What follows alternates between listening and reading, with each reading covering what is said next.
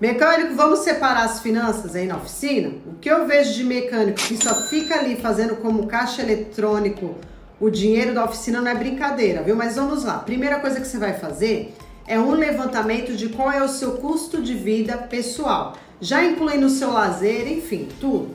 Vamos imaginar que seja 10 mil reais. O segundo passo é a gente colocar isso na planilha de ponto de equilíbrio. Se você não tem ela, digita eu quero que eu vou enviá-la de presente para você. O que ela vai demonstrar? Quanto que você precisa faturar para que você consiga retirar esses 10 mil reais de maneira fixa. Terceiro passo, depois que a gente fez esse, nós vamos determinar 2 datas de retirada do seu salário. Como talvez hoje você retira conforme você vai precisando, retirar uma vez por mês vai ser um choque grande. Então a gente pode começar tirando a cada 15 dias. Faça isso porque enquanto você estiver misturando as finanças, você não vê dinheiro na oficina.